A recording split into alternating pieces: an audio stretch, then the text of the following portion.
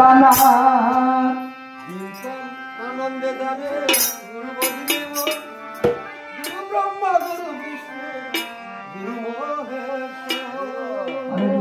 আনন্দে যাবে ভজলে গুরুর নাম গুরু ব্রহ্মা গুরু বিষ্ণু গুরু ভোলানাথ আনন্দে যাবে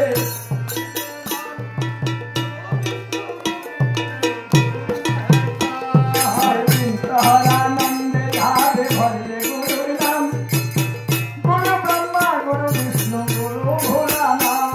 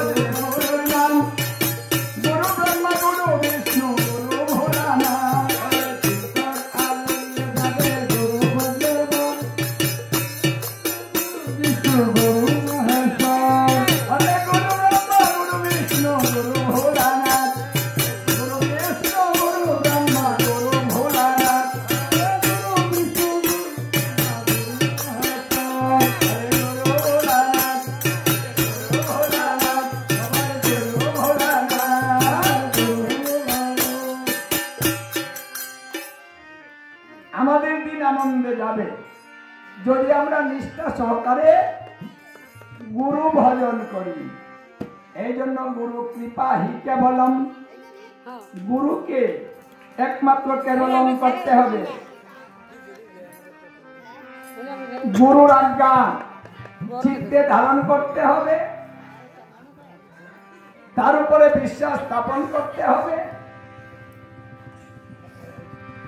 গুরু যাহা বলে সেই কথা পালন করতে হবে, তাহলে তার ধর্ম হবে।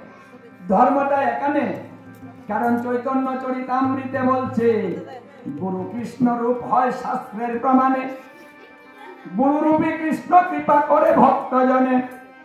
গুরু যদি কৃপা করে কোনো ভক্তজনে, কৃষ্ণ অন্তর্যামী হইয়া শিখায় তাহাকে। হরি হরি বললি তাই গৌর হরি বল। গুরু এবং কৃষ্ণের মধ্যে পার্থক্য নেই, এই জন্য গুরুকে মনুষ্য জ্ঞান করতে নেই। তাহলে আপনি শ্রবণটা কি করে করবেন? এই তত্ত্বগুলা গুরুদেব শিক্ষা দিবেন। যদি আমাদের শিক্ষাটা থাকতো তাহলে প্রসাদ নিয়ে বাড়ি যেত না,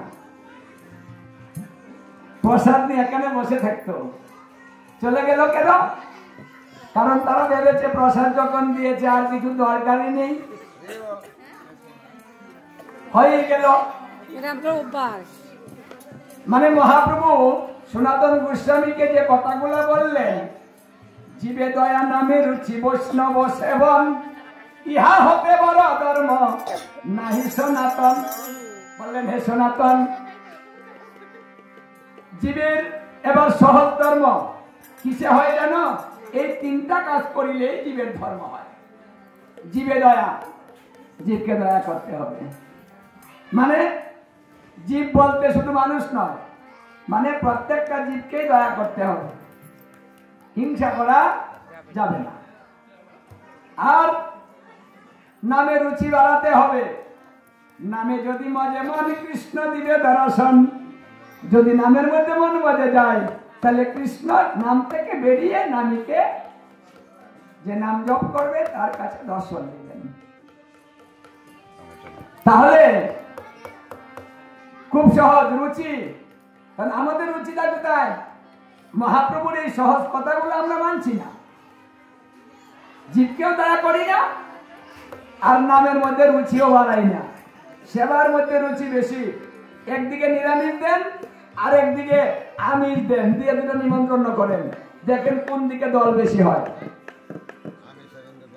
যে নিরামিষ খায় পারলে সেও ছেড়ে দিবে। এই ভালাই লোক লাগছে। কালকে একাদশী, আজকে নিরামিষ খেতে হবে। যদি ওদিন বিয়া পড়ে ভালো মন্দ সেবার আয়োজন হয়, একাদশী ভাতে স্নান করে ফেলবো। হ্যাঁ, মানে আমাদের রুচিটা নামের মধ্যে আর নেই, সেবার মধ্যে রুচি। কলিযুগ তো অন্নগত প্রাণ, তাই লক্ষ্যটা সবসময় ওইদিকেই থাকে। তাহলে আমরা সহজ কথা মানি না। আর বৈষ্ণব সেবন তিনের মধ্যে ধর্ম। বৎসরে একবার যিনি বৈষ্ণব সেবা দেয়, যমরাজ পদ্মপুরাণ উত্তরাখণ্ডে বললেন, হে যমদূতগণ, ওই বাড়িতে তোমরা যেও না, সযত্নে পরিত্যাগ করিও। হরি হরি বলি তাই গৌর হরি বল।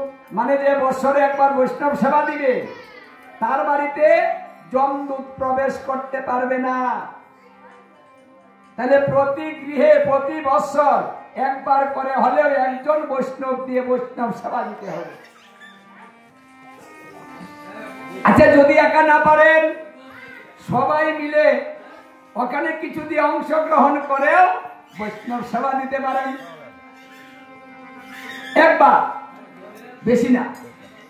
যদি এই তিনটা কাজ কেউ করে, মহাপ্রভু বললেন সেই ব্যক্তি মুক্তি লাভ করিবে।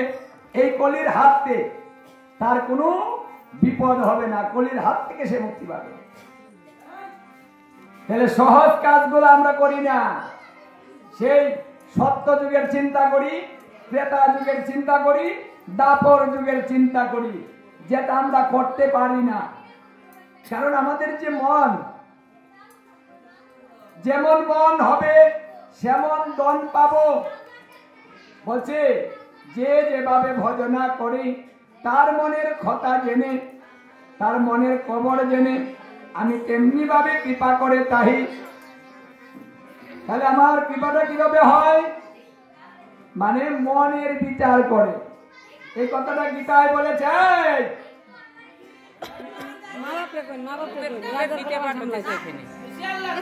এখানে টেবিলটা চেয়ারতে সরাই দিলে হয়ে গেল।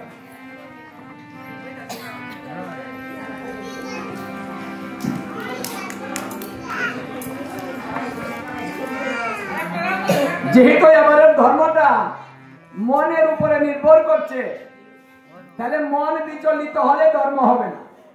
যেমন শ্রবণ করিলে কল্যাণ হবে, পাপ মুক্ত হবে, ঈশ্বর দর্শন হবে। যমকলি শুক্রাচার্য বলেছিল যে শ্রবণে এই কাজটা হবে না। কেন হবে না? বলছে আমরা বিঘ্ন ঘটাবো, শ্রবণ করতে দিব না। তাকে দিয়ে করাবে? ওই যে ছোট ছোট ছেলে মেয়ের উপরে যমকলি শুক্রাচার্য আশ্রয় গ্রহণ করবে, ওদেরকে দিয়ে শ্রবণ নষ্ট করাবে, বিঘ্ন ঘটাবে। মনটা যদি অন্যদিকে যায় তাহলে শ্রবণটাও চলে গেল। এই জন্য বলতে সাধু সাবধান থেকো, মনটা যেন কেউ চুরি করতে না পারে, একটু সতর্ক থাকো। তোমার চতুর্পাশে কলি কলহ করাচ্ছে, আর এই কলির বাবার নাম হিংসা, হিংসা করাচ্ছে। আমাদের হিংসাটা কেন বেশি? কারণ এই যে জগৎটার মধ্যে আছি, কলিকাল, কলির বাবার নামেই হিংসা। হিংসার পুত্র কলি, যার নাম কলহ। তাহলে হিংসা থেকে জন্ম হয়েছে কলহ। আর তার মায়ের নাম মিথ্যা মিথ্যা। কলির মান না মিথ্যা, মিথ্যা। কলির বংশ দেখুন, কলির বইন আছে, সেই বইনের নাম লোভ। মানে তারা এসব, এই জন্য আমাদের লোভটাও বেশি, হিংসাটাও বেশি, কলহটাও বেশি, মিথ্যা কথাটাও বেশি। কারণ এই যুগে তারা প্রাধান্য বিস্তার করছে। কলি বলছিল যে হে পরীক্ষিত মহারাজ, আপনি আমাকে 5টা জায়গা দিয়েছেন, আমি জায়গার মধ্যে থাকবো, কোথাও যাব না। কারণ আমার বাবা হিংসা, যদি কেউ হিংসা করে আমি তাকেও ধরবো, ওটা আমার বাবা। আপনি আমাকে এই জায়গাটাও দিয়েছেন, আমার মান নাম মিথ্যা, আপনি আমার মিথ্যার মধ্যে থাকতেও বলেছেন। এই জায়গাটাও আমার বইনের নাম লোভ, তাই লোভের মধ্যেও আমি আছি। আমার নাম কলি, আমি কলহ করাবো। আর সুবর্ণর মধ্যে, নেশার মধ্যে, জুয়া খেলার মধ্যে তুমি আমাকে জায়গা করে দিয়েছো, আমি এখানেও থাকবো। এবার আমার রাজত্ব হবে, এই যুগটা আমার রাজত্ব হবে। আমার ওখানে যে আসবে তাকেই ধরব। তাহলে এখানে কলির দোষ নাই। আমরা মাঝে মাঝে কলিকে দোষ দেই যে কলির দোষ। কলির কিসের দোষ? কলি তো বলছে আমার জায়গায় যদি কেউ আসে তাকে ধরব, যদি না আসে ধরব না। হে মহারাজ, আমি কথা দিলাম, আপনি যে জায়গা দিয়েছেন এর ভিতরে আমি থাকবো, এর বাহিরে যাব না। কিন্তু আমার জায়গায় যদি কেউ প্রবেশ করে আমি তাকে ছাড়বো না। দুষ্টা তো আমার হবে না, ও এসেছে, এই 5টা জায়গা আমার, আপনি কিন্তু এই জায়গার উপরে কোনো অধিকার করতে পারবেন না। পরীক্ষিত মহারাজ বললেন ঠিক আছে, ওটা তোমাকে দান করে দিয়েছি, তাই ওই জায়গার মধ্যে আমার কোনো অধিকার নেই, সমস্ত অধিকার তোমার। এই জন্য শাস্ত্রে বলছে তুমি এই 5টা জায়গা থেকে দূরে থাকো। যেখানে কলহ সেখানে যেও না, যেখানে হিংসা সেখানে যেও না। দেখুন আমাদের মধ্যে কিন্তু ওইগুলা বেশি বেশি। কেউ ভালো চলছে আমরা কিন্তু দেখতে পারি না, হিংসা লেগে যায়। কেউ বাড়িঘর করছে, হিংসা লেগে যায়, কি করে করলো বাড়িটা, টাকাটা ফেলো কোথায়, কি করে রে ওরা, কি করে বাড়ি করে ফেললো রে। মানে যে বাড়ি করেছে তার টেনশন কি করে করবে, আর যে দেখছে তার টেনশন কি করে করলো। হ্যাঁ, মানে হিংসা লেগে গেল, আমি পারলাম না, সে করে ফেললো। আবার লোভ, দেখুন তো প্রত্যেকটা দ্রব্যের মধ্যে আমাদের লোভ। ওই সেবার মধ্যে লোভ, নিয়ে দৌড়, চম্পট মেরেছে, লোভ। আবার পূজা করবেন, এখানেও লোভ। ওই পূজাটা করলে কি লাভ হবে, ওই লোভটা আগে করা হয়, তারপরে পূজা। যদি ভক্তি করা হয় তাহলে ভক্তিটা করলে এখানেও লোভ, ও ঠাকুর আমাকে এই দিও, সেই দিও, সেই দিও, সাবাসাবি, মানে লোভের অন্ত নেই। আর মিথ্যা কথা সব চলছে বেশি বেশি। সাধু সাবধান, ভাগবত সাবধান কথাটা এই জন্য বলেছে, ধর্মটা তো সোজা করে দিলাম, কিন্তু সাবধানটাও তোমাদের থাকতে হবে। কারণ শত্রু চতুর্দিকে আমাদের ঘুরছে। এই সহজ আরো করলেন যে ভক্ত মুখে কৃষ্ণ কথা শুনলে জুড়ায় জীবের পঞ্চ আত্মা। যদি ভাগবত কথাটা কোনো ভক্ত মুখে হয় তাহলে জীবের পঞ্চাত্মা জুড়িয়ে যায়। এখান থেকে একটা কথা যদি কেউ জীবনে পালন করেন, হে যমদূতগণ তোমরা তার কাছে যেও না। গীতা ভাগবত থেকে যদি ভক্তের মুখ নিঃসৃত বাণী একটা কেউ পালন করে তবুও তার কাছে যেও না। একটা কথার এত দাম, যেখানে দমদূত স্পর্শই করতে পারে না একটা কথা পালন করলে, অথচ মানুষ এখানে একটা কথা শুনতে চাবে না, একটা কথা নিতে চাবে না।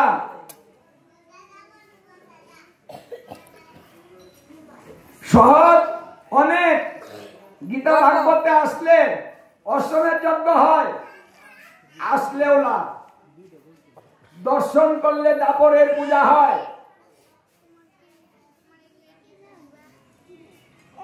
বসে শ্রবণ করলে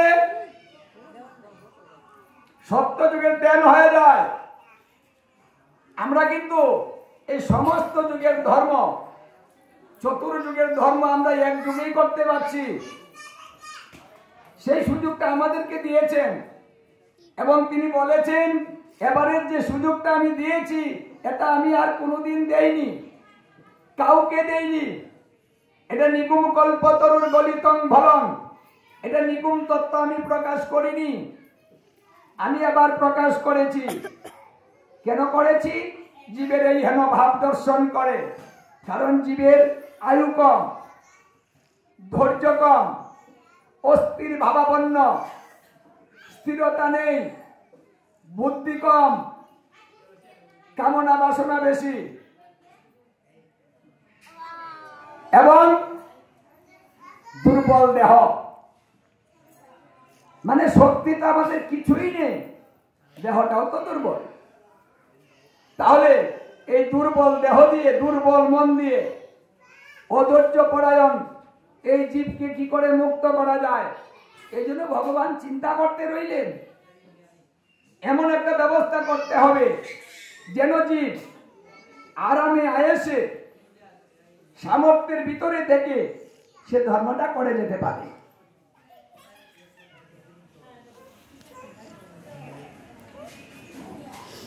এই জন্য ভগবানের শেষ চিন্তা, অনর্পিত ধর্ম দিয়ে দিব।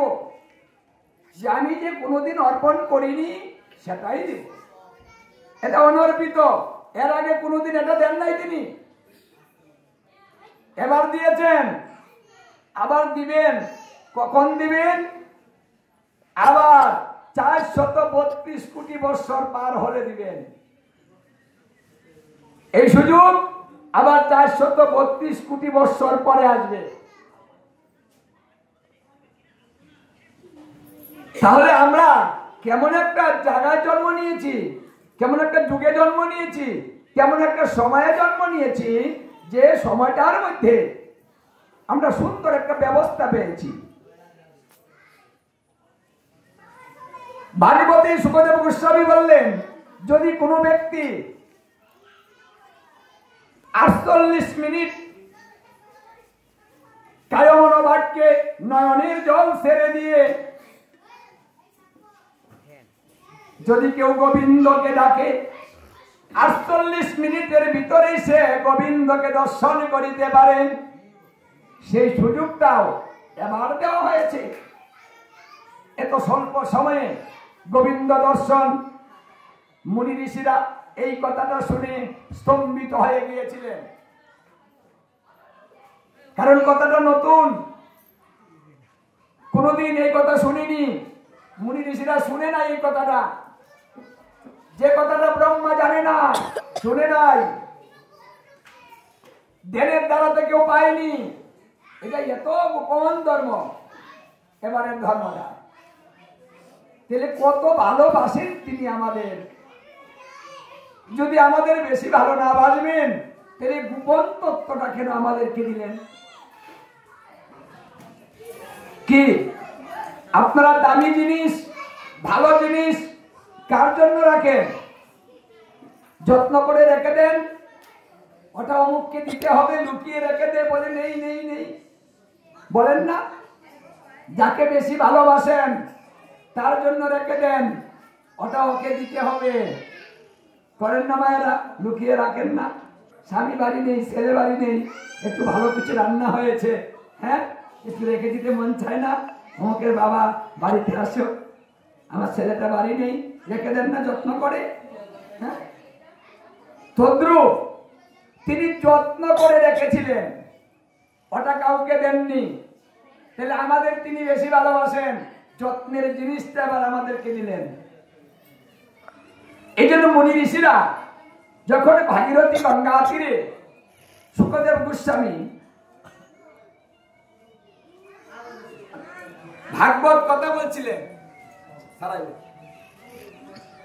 তখন এই যে নতুন নতুন কথাগুলো শুনে মুনি ঋষিরা কিন্তু শ্রবণের মাত্রাটা বাড়িয়ে দিলেন, যে আজকে যা শুনছি তা কোনোদিন শুনিনি। নতুন কথার প্রতি আকর্ষণ বেশি থাকে। ভাগবত কথাটা হচ্ছে একটা নতুন কথা। আমরা একটা নতুন ধর্ম পেয়েছি। এই জন্য মহাপ্রভু বললেন অনর্পিত চরিঞ্চিরা, এই ধর্মটা অনর্পিত, আমি আগে দেইনি। তাও দেখুন তিনি প্রেরণ করেননি, কি করেছেন? স্বয়ং নিজে এসেছেন। ধর্মটা কাউকে দিয়ে পাঠাননি, তিনি স্বয়ং নিজে নিয়ে আসলেন, যে আমি নিজেই যাব, নিজে আচরণ ধর্ম, জীবকে উদ্ধার করার ব্যবস্থা আমি এবার নিজেই করে দেব। কাউকে দায়িত্ব দিব না, আমি দায়িত্বটা নিজে নিয়ে নিব।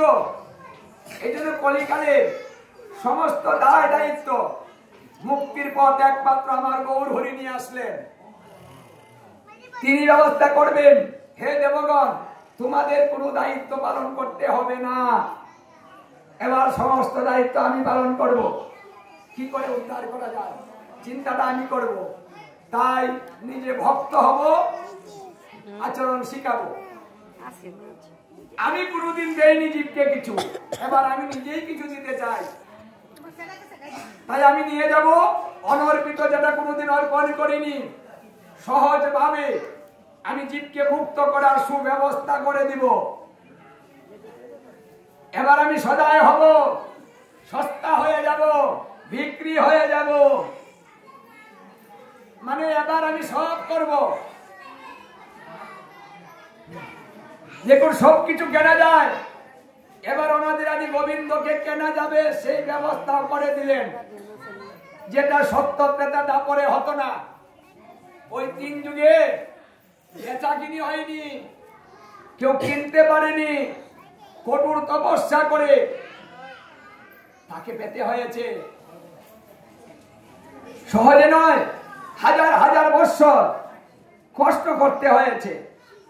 আজকে আরামে পেয়েছি তো, তাই মর্যাদাটা দিতে পারছি না। এত সস্তা কোনোদিন ধর্ম হয়, মানে এটা আমরা মেনে নিতেই পারছি না। মানে সস্তাটা বেশি হয়ে গিয়েছে না, এখানে বসলেই ধর্ম হয়ে যাবে। এই জন্য সস্তা জিনিসের মূল্য কম হয়। কষ্ট করে মানুষ যা লাভ করে তার প্রতি মানুষের ভালোবাসা বেশি হয়।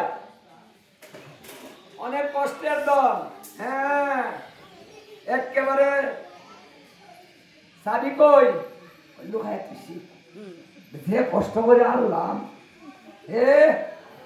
সস্তা জিনিস এটা কে নিব, বাইরে তো নিলে নেব, হ্যাঁ দাম নেই, নিলে নেক, আবার নিয়ে আসবো। তাহলে আমার গোবিন্দই আবার এত সস্তা করে দিয়েছেন যে আমরা এটার মর্যাদা দিতে পারছি না। এই জন্য আমার গৌর হরি কাঁদছেন,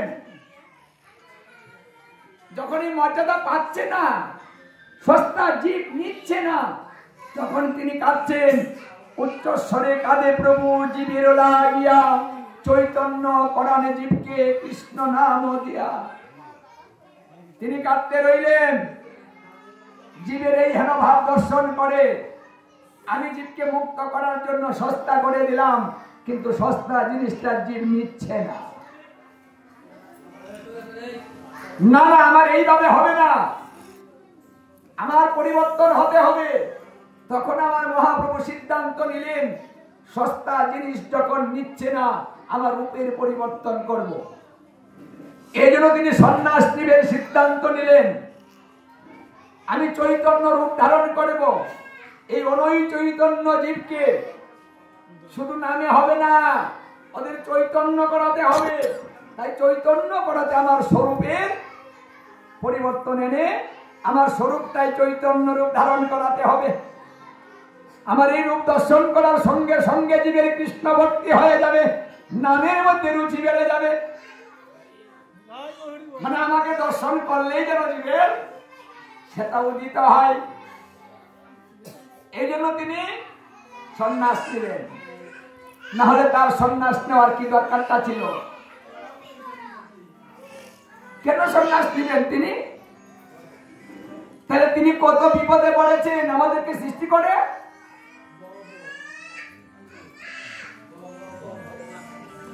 দেখুন, যিনি সৃষ্টি করেছেন তারও শান্তি নেই, বসে থাকতে পারে না। আমাদের জন্য বারবার জন্মগ্রহণ করে এখানে আসতে হয়, অবতার গ্রহণ করতে হয়, ধর্মটাকে সংস্কার করতে হয়, আমাদের সঠিক রাস্তায় পরিচালনা করতে হয়। আমরা মাঝে মাঝে রাস্তা হারিয়ে ফেলি, তখন সংস্কারের প্রয়োজন হয়। তখন তিনি পৃথিবীতে অবতরণ করেন, অবতার গ্রহণ করেন, যে কোনো ভাবে আসেন, এসে আবার সঠিক রাস্তা ধরিয়ে দেন। মহাপ্রভু তাই আসলেন, আমাদের রাস্তা ধরিয়ে দিবেন। রাস্তা ধরিয়েও দিলেন, চৈতন্য রূপ ধারণ করলেন। আর কেঁদে কেঁদে বেড়াচ্ছেন কেন? জীবের জন্য কাঁদছেন। তাহলে ভগবানকেও কাঁদতে হয়। সুখ সুখ নাই, ভগবানেরও সুখ নাই। কেন নাই? আমাদের জন্য নাই, সন্তানের জন্য নাই। আমরা তো কথা মানি না, অবাধ্য। আমরা ভগবানকে চিনি কখন? চিনি যখন এই দেহের শক্তি ফুরিয়ে যায়, সংসার যখন ভালোবাসে না, কেউ যখন দেখতে পারে না, নিজের সংসারে নিজে কিছু বলতে পারেন না, কারো ভালোবাসা পান না, কেউ মূল্যায়ন করে না, তখন মানুষ গুমড়ে গুমড়ে কাঁদে আর বলে, হে গোবিন্দ, আর ভালো লাগে না সংসার, এখন চলে গেলেই বেঁচে যাই। যাদেরকে আমি এত ভালোবাসতাম, এখন তারা আমাকে দেখতে পারে না। আমি কত কষ্ট করে সংসারটা গুছালাম, এখন এই সংসারে আমার কোনো মূল্য নেই। বাহ, এমন অবস্থা যখন আসে জীবের, তখন চিনে আমার গোবিন্দকে, এ গোবিন্দ, আগে আমি বুঝি নাই, তাই তো তোমায় ভজি নাই। আগে যদি বুঝতাম তাহলে তোমায় বসতাম। কোনদিন গীতা ভাগবতে যেতে পারিনি, ঘরটা রেখে সবাই চলে গেল, আমিও চলে যাব, যেতে পারিনি। ঘরের দায়িত্ব নিয়েছিলাম, আর সেই ঘরে আমার মূল্য নেই। এখন আমি ভাগবতে যেতে পারি না, সাধু সঙ্গ করতে পারি না, শক্তি নেই, চলতে পারি না প্রভু আর। তখন মানুষ কাঁদে, ওই কাদা কেউ দেখে না, এই কাদার মূল্য নাই, মূল্যহীন। যদি কাদা দেখে জ্বালা বাড়ে। তুমি কাঁদছো কেন? কি হয়েছে তোমার? আরো কতটি কথা শুনতে হবে। তাই মানুষ চাপা দিয়ে কাঁদে, বলা যায় না। আমার রাধারানী বলছিলেন, ওরে বৃন্দে, আমার গোবিন্দ কি অসময় সবাই চিনে, সময় থাকতে চেনে না। সুসময়ে বন্ধু বটে অনেকেই হয়, আর অসময়ে হায় হায় কেউ কারো নয়। সুসময় অনেক বন্ধু বান্ধব আমাদের থাকে, এখনো আছে, অসময়ে ওরা থাকে না। বন্ধু থাকবে দূরের কথা, স্বামী স্ত্রীর মধ্যেই তো থাকে না। আমরা সব চাইতে বেশি কষ্ট আপনজনের কাছ থেকে পাই, ঘর থেকে পাই, বাহির থেকে বেশি নয়। যাকে বেশি ভালোবাসতেন, বেশি আঘাতটা সেই আপনাকে দিবে।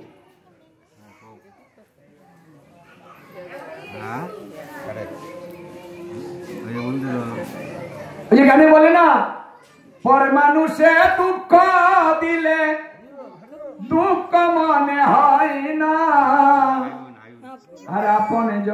দুঃখ দিলে মেনে নেওয়া যায় না, পরে মানুষে দুঃখ দিলে সেটা দুঃখ মনে হয় না, আর আপন জনে দুঃখ দিলে মেনে নেওয়া যায় না। আমরা মানতে পারি না, কিন্তু বলতেও পারি না।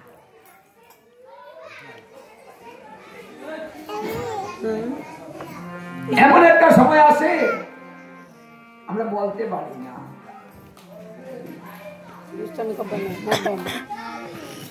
যৌবনে ভজে কৃষ্ণ পাইবারও আসে, অর্ধেক বয়সে ভজে কৃষ্ণ আসে বা নয় আসে, শেষ বয়সে ভজে কৃষ্ণ মরণের ভয়ে।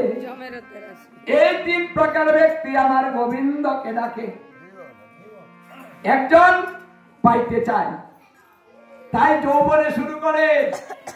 যৌবনের ভালোবাসায় সঠিক ভালোবাসা, যৌবন গেলে ভালোবাসা হয় না। দেখুন না, যৌবনে সন্তান যে ডাক্তার ডাকে, যৌবন গেলে সেই সন্তান সেই ডাক্তার ডাকে। নিজের সন্তান দিয়ে বিচার করুন।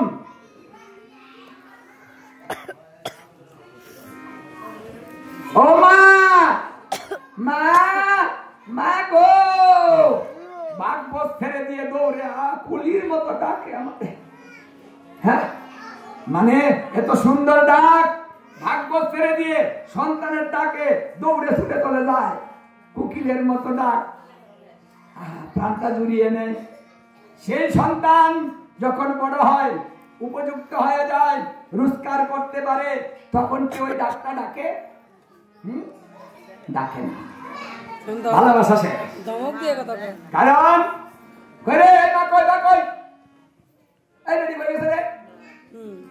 সকল স্ত্রী বলবে তোমার মা কই গেছে কে জানে, মানে আরেকটু সুন্দর করে বলে দিবে, কাম নাই কাজ নাই গুড় করে ঘুরে গেছে, কার সাথে বইয়া কোন গপ্প লাগাইছে কে? সন্তান এই যে বলি তুমি কোথাও যাইও না, খাইবা আর বড় বয়ে থাকবা, হ্যাঁ, কথাটাই মানে না। কে? হায়রে ভালোবাসা। হ্যাঁ, এই জন্য বলছে বৃদ্ধ বয়সে পান শেষে খাওয়াবে তোর বউ, ওরে চুপি চুপি সেজবে তোরে দেখবে না রে কেউ।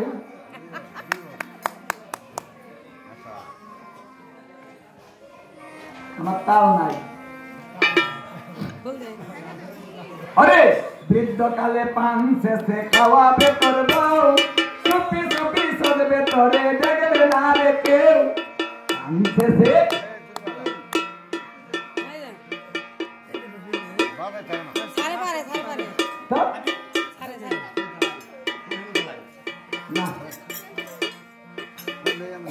বৃদ্ধ বয়সে পান শেষে খাওয়াবে তোর বউ, চুপি চুপি সেজবে তোরে দেখবে না রে কেউ।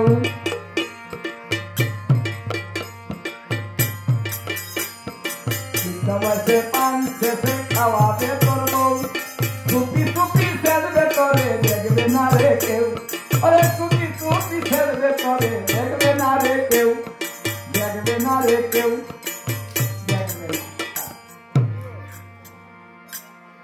চুপি চুপি শেষে ওটা যে ঘরে পড়েছে সেই জানে, অন্য জানে না।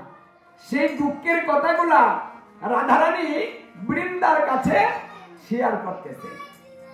ওই শেষে যখন খায় তখন কয়, হে গোবিন্দ আমার লয়া যাওয়া থাকতে চাই না। তখন গোবিন্দকে ডাকে শেষা খেয়ে, শেষা না হলে কে খায় প্রসাদ নিয়ে বাড়ি যায়, শেষা নাই তো। শেষা হইলে বাড়িতে গেলে জ্বালা, কীর্তন হই বালা, মানে এনে বয়ে থাকবে, যাবে না বাড়ি, কারণ ওখানে গেলে তো শুরু হয়ে যাবে নি। হ্যাঁ, যাবে না। রাধারানী বলছে দেখ বৃন্দে, ওই অসময়ে যখন আমার প্রাণ গোবিন্দকে কেউ ডাকে, তখন আমার গোবিন্দ তার ডাকে আর সাড়া দেয় না। বিপদে পড়ে ডাকছিস, যৌবনের সময় তো ডাকলি না তুই আমাকে, যৌবনটা কাটালি আনন্দ ভর্তি করে অন্যের সঙ্গে, আর এখন বিপদের সময় তুই বলছিস আমাকে। কেন? তুই না কথা দিয়েছিলি এবার জন্মে তুই আমাকে ছাড়া আর কাউকে ভালোবাসা দিবি না, আমার নাম নিবি তুই, অন্য নামে নিবি না, আমার গুণ কীর্তন করবি, অন্য গুণ কীর্তন করবি না, আমার সেবা পূজা করবি, অন্যের সেবা পূজা করবি না। কিন্তু সেই কথা ভুলে গেছিস, আনন্দে মগ্ন হয়েছিস। এই বহিরঙ্গ আনন্দ বেশি দিন থাকে না, রং তামসা কদিন, দেহে শক্তি আছে যে কদিন, সে কদিন আছে, তারপরে শেষ। যেতে যে হবে নিজ দেশ, এই চিন্তা তুমি করনি, নিদানের বন্ধুকে সেটা তুমি ভুলে গেলে। এই জন্য বলছে কৃষ্ণ বলিছে জীব অনাদি বহির্মুখ, মায়া তারেই এই সংসারে দেয় নানান দুঃখ। আমাদের দুঃখের মূল কারণ হচ্ছে এখানে আমরা সত্তাকে ভুলে যাই, নিজের পরিচয় ভুলে যাই। আমি কে এই পরিচয়টা ভুলে গিয়েছি, আমি কার দাস ওটাও ভুলে গিয়েছি। আমরা এখন মায়ার দাসত্ব স্বীকার করেছি, মায়া যেভাবে চালাচ্ছে সেইভাবে চলছি। বাড়ি গেলে হবে না,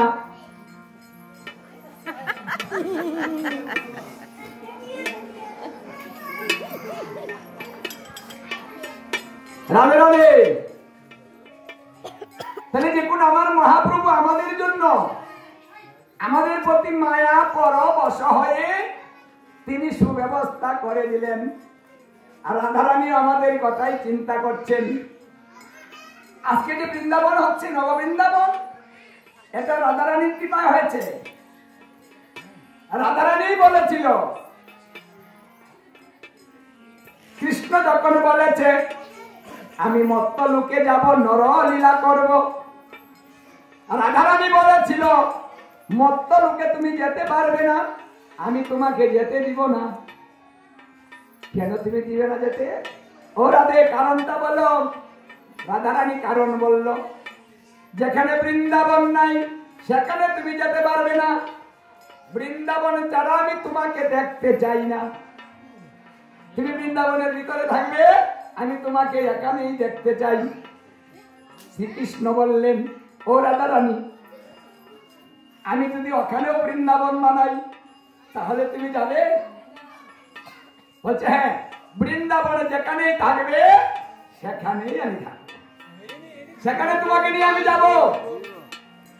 তখন শ্রীকৃষ্ণ বললেন, ঠিক আছে, আগে বৃন্দাবন পৃথিবীতে পাঠাবো, তারপরে তুমি আর আমি যাব। এই জন্য নিত্যধাম থেকে সমস্ত বৃন্দাবনকে পৃথিবীতে প্রেরণ করলেন, তোমরা মত্ত লোকে চলে যাও।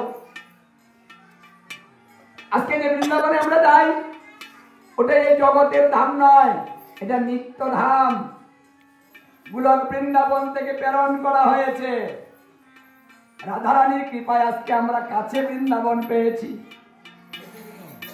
আবার বলেছেন, অগপ্রাণবল্লভ, তুমি আরেকটা কথা দাও, বৃন্দাবনের বাহিরে তুমি কোথাও যাবে না।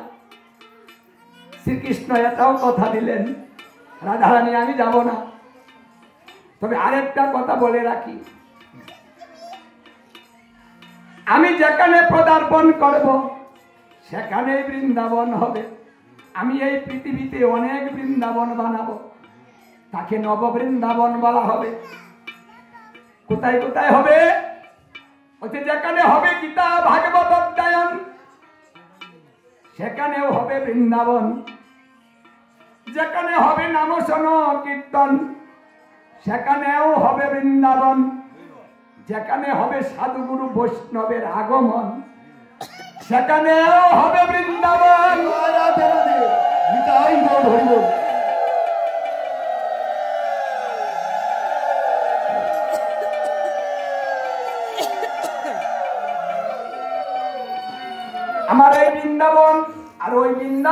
মধ্যে কোনো পার্থক্য থাকে না। তাহলে এই কৃপাটা রাধারানী করেছেন। পাসপোর্ট, ভিসা, গাড়ি ভাড়া, 1 মাস সময়। কজনের আছে? বৃন্দাবন যাবেন, এখন তো ভিসাই বন্ধ করে দিল, যেতেই পারি না। তাহলে কি করে বৃন্দাবন যাব? দেখুন, উনি অন্তর্যামী, উনি ভবিষ্যৎ জানেন কি হবে, ব্যবস্থাটা আগেই করে দিলেন, সুন্দর ব্যবস্থা করে দিলেন। তোমাদের কোথাও যেতে হবে না, আমি বৃন্দাবন নিয়ে তোমাদের কাছে চলে যাব। তাই আজকে যে আয়োজন করেছেন, এটাও বৃন্দাবন। এখানে ভাবের করে ডুবুন, বৃন্দাবন দর্শন করুন। ওই গাড়ি ভাড়া দিয়ে ভিসা লাগিয়ে যেতে হবে না।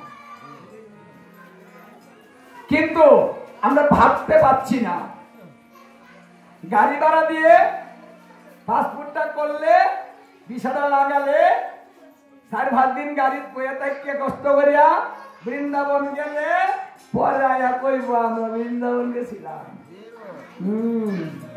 হ্যাঁ, মানে এই বৃন্দাবনের কথা বলবেই না যে শান্তিনগর গোবিন্দ মন্দিরে বৃন্দাবন হয়েছে, আমি সেই বৃন্দাবনে গিয়েছিলাম, ও কথাটা বলবে না। কারণ সস্তা জিনিস না, সস্তা বৃন্দাবন মানতে পারছি না তো। এই কথা বলবি না।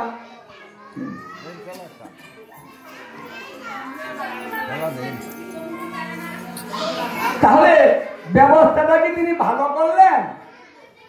আমাদেরকে ভালোবেসে করলেন মনে হয়? এত সুন্দর ব্যবস্থা তো সত্যযুগে ছিল না। 1 লক্ষ বছর আয়ু ছিল মানুষের। শুনলে মনে হয় যদি সত্যযুগে জন্মটা হইত, 1 লক্ষ বছর সংসার করতে পারতাম। আচ্ছা, মনে আফসোস লাগতেছে না? সত্যযুগে জন্ম নেওয়ার জন্য, 1 লক্ষ বছর আয়ুর জন্য সংসারটা ভালো করে বেশি দিন করতে পারতেন।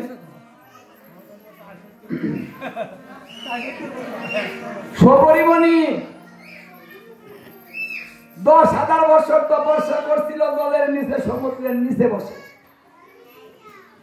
একদিন মাসে মাসে সঙ্গম দেখেছিল, দেখে সে বলল, আরে আমি মানুষ হইয়া কিছুই করলাম না, আমার সাথে মাছেই ভালো না, সাধন বাদন আর হবে না, আমি মত্ত লোকে যাই, মানে ডাঙায় যাব, গিয়ে বিবাহ করবো, সংসার করব। ওই সবরীমণি ডাঙায় আসলেন, এসে তার দাড়ি মুছ বিরাট, 10,000 বছর তপস্যা করতে দাড়ি মুছটি কেমন হবে? হ্যাঁ, বিশাল বিশাল দাড়ি। এই দাড়ি মুছ নিয়া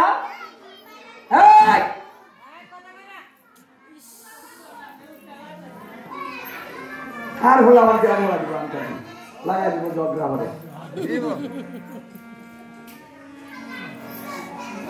কি বলছিলাম গো? তখন মানদাতার আমল ছিল, সেই সত্যযুগের কথা। ওই রাজার 50টা মেয়ে আছে। সবরীমণি ভাবলো 50টা মেয়ে, একটা মেয়ে কি আমার দিত না? হ্যাঁ, ওই রাজার কাছে গিয়া একটা মেয়ে চাই,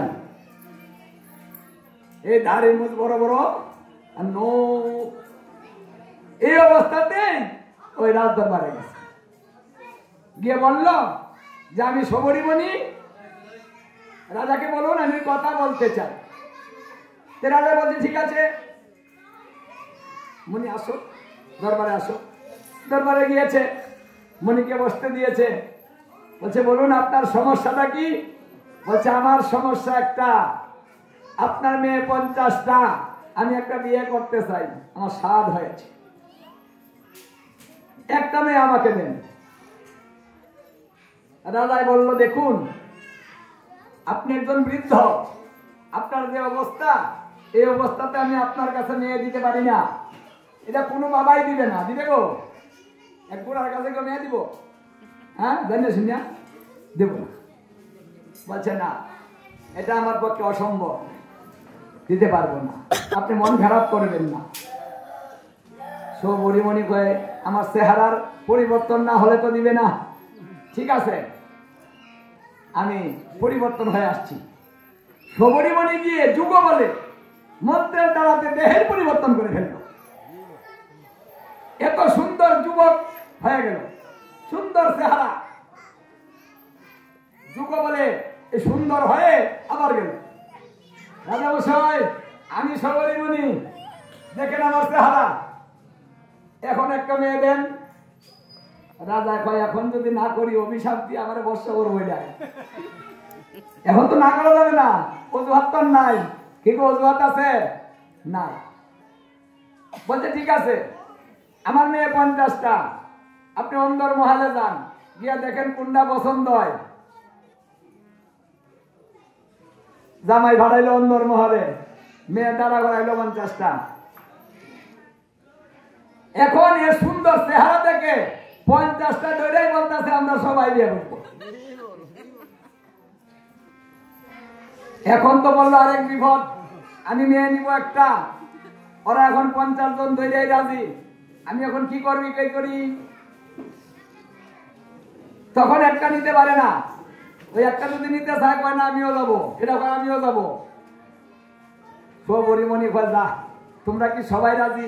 সবাই রাজি, তাহলে চলো আমি 50টা ধরে নিয়ে যাই। এই 50টা নিয়ে গেল রাজ দরবারে। রাজা মশাই বলতেছে আপনি একটা নিবেন, 50টা নিয়ে আসলেন কেন? ওটা আমার দোষ না, ওটা আপনার মেয়ের দোষ। ওরা সবাই আমার পছন্দ, আমাকে পছন্দ করেছে, বিয়ে বসবে, তা আমি কি করবো? এখন 50টা ধরে নিয়ে যাবো। আপনি তো বাড়ি নেই, ঘর নেই, থাকার জায়গা নেই, সংসার করবেন কিভাবে? তাহলে আপনি একটা কাজ করুন, এই 50টা ঘর আমি এখানে তুলে দেই, আপনি এখানে সংসার করুন। হয় না, শ্বশুর বাড়ি থাকতে নেই। দেখুন, যার ঘর নাই বাড়ি নাই সেও বলতেছে শ্বশুর বাড়ি থাকতে নেই, তাহলে জামাই মর্যাদা থাকে না। আমার যা আছে আমি তাই দিয়ে আমার সংসার চালাবো। বাহ, 50টা মেয়ে ধরে নিয়ে গেল জঙ্গলে। জঙ্গলে গিয়ে চিন্তা করতেছে যে আমার তো যুব শক্তি আছে, এই যুব বলে আমার বাড়ি করতে হবে। ওই যুব শক্তি বলে 50টা বাড়ি করলো। 50টা বাড়ির মধ্যে সংসারের যা লাগবে যুব বলে সব করলো, সব হয়ে গেল। পৃথক পৃথক বাড়ি হইল, থাকার সমস্যা নেই। এখনো বলতেছে যে স্বামী থাকবে কার ঘরে। আরেক সমস্যা বলতেছে দেখো তোমরা কোনো চিন্তা করো না, বিয়ে করেছি আমি, ব্যবস্থাটা আমি করব। তিনি যুগ বলে 50টা ভাগে বিভক্ত হলেন। ইনি 50টা ভাগে বিভক্ত হয়ে সংসার শুরু করেছিলেন। এই সবরিমণি একটা স্ত্রীর ঘরে 100 করে সন্তান হলো। সন্তান হলো কতগুলা? 5000। 5000 সন্তানের বাবা। সত্য যুগের কথা বলতেছি, মানে আমাদের জন্মটা যদি তখন হইতো তাহলে কিভাবে না হইতো। হ্যাঁ, মানে আফসোস যারা করতেছেন তাদের কথা শুনে। ভাগবত বলতেছে ও জন্মটা ভালো ছিল না, অল্প আয়ু পেয়েছো তোমরা, জন্মটা ভালো পেয়েছো, জন্ম পেয়েছো ভালো, হরি বল বললে ধর্ম হয়ে যায়। এই ধর্ম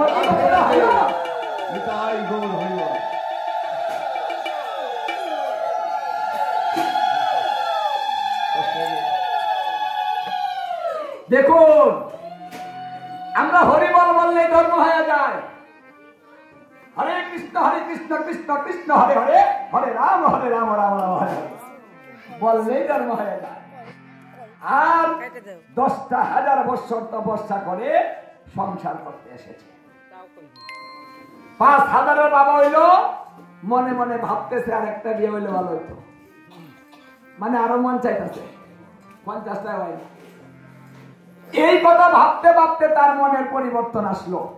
কি ব্যাপার, বিয়ে করব একটা, করলাম 50টা, মন চাইতেছে আরো। তাহলে আমি কি করলাম? সর্বনাশ করেছি। ওটা শেষ কোথায়? শেষ তো নেই, আমাকে শেষ করতে হবে। এই মনুষ্য জনম আমি এইভাবে নষ্ট করে দিচ্ছি। এই মুনির আবার সেই জ্ঞান ভিড়তে শুরু করলো, না না না না, আমি আর সংসারে থাকবো না। সংসার বুঝিয়ে দিয়ে আমি সংসার পরিত্যাগ করব।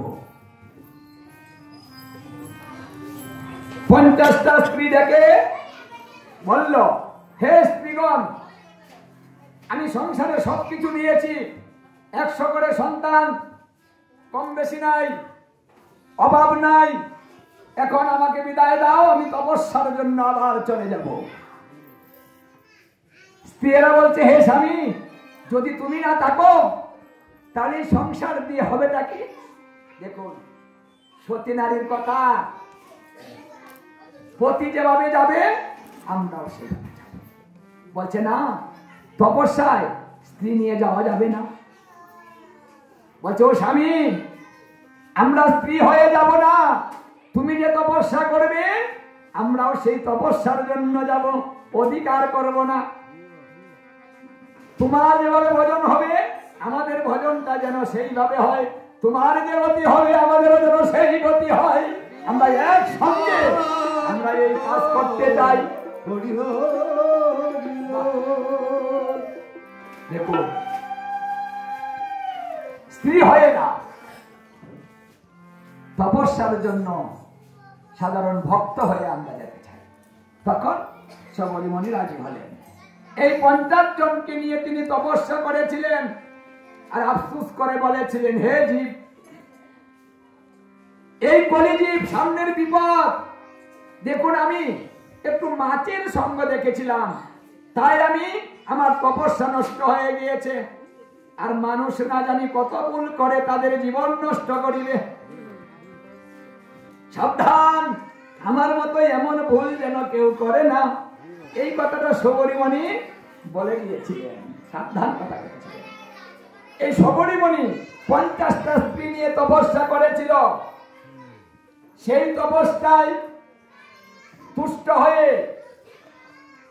50টা রথ 50টা স্ত্রীর জন্য আর আরেকটা রথ সবরীমণির জন্য পৃথক পৃথক ভাবে ঊর্ধ্বলোক থেকে রথ নামতে শুরু করেছিল।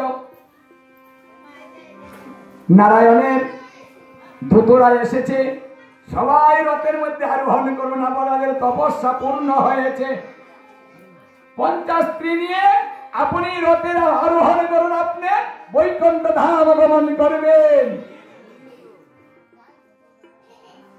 তাহলে দেখুন, আমাদের এই সংসারে যদি এইভাবে মিলেমিশে ধর্ম করেন, একই জায়গায় অবস্থান করতে পারবেন, যদি ভজনটা একরকম হয়। এই জন্য আমাদের কলিকাল, কামনা বাসনা বেশি, খুব সাবধান। সময় থাকতে হাঁটুন, আর মাঝে মাঝে গীতা ভাগবত আলোচনার ব্যবস্থা করবেন। এইভাবে জীবের উন্নতি হবে, অন্য কোনো ভাবে নয়। কারণ ভাগবত ভিন্ন, অতি সহজে মুক্তি লাভের দ্বিতীয় কোনো উপায় নেই। শ্রবণই হলো ধর্ম, তাই শ্রবণের ব্যবস্থা করবেন মাঝে মাঝে একজন শুদ্ধ ভক্ত দিয়ে।